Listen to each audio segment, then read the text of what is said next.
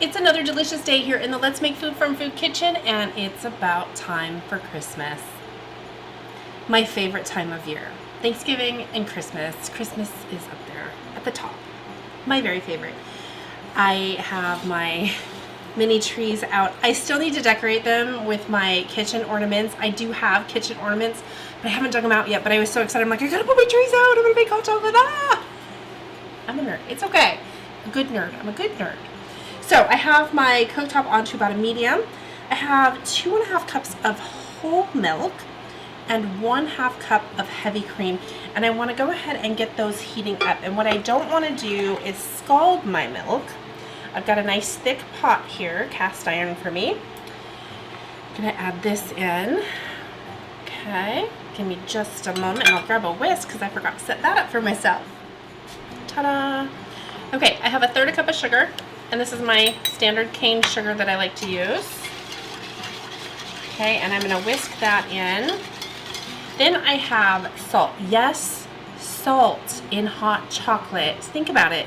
Do you like salted caramel? Do you like the little bit of hint of, but we're only doing a little pinch, and so literally a pinch. It's just that much, and this is sea salt. Okay, I'm going to whisk that in, and I'm going to watch for it to start simmering just a little bit. Again, I don't want to boil it.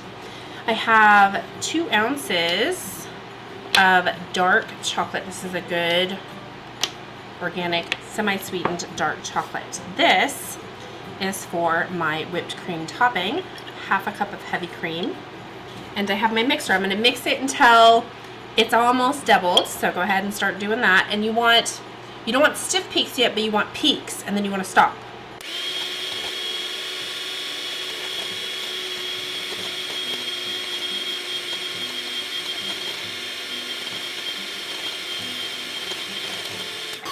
So I don't have stiff peaks yet, but it is peaking if I lift it, okay? So now I want to do my 2 tablespoons of powdered sugar to emulsify and stabilize, and some vanilla extract, about a teaspoon.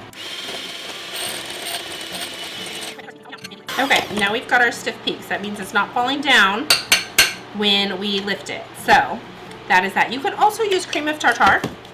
Okay, my milk is warm. My sugar is melted. I'm gonna stick in my chocolate to get that melted. Now, as soon as that is melted, we're done with cooking. And it's only gonna, you can already see it starting to happen. It doesn't take long. So I'm just gonna continue to whisk it so nothing sticks to the bottom of my pan. Okay, this is melted. I've turned off my cooktop, and now I want to whisk in. This is a high quality dark chocolate cocoa powder. It's unsweetened. You wouldn't want to put sweetened in there after adding all that sugar.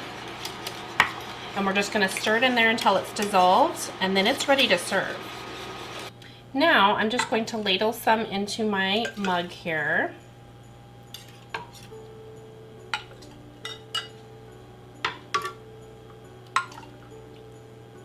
And then I'm going to top it with my whipped topping that I just made. And it is done. Beautiful. Ready to go.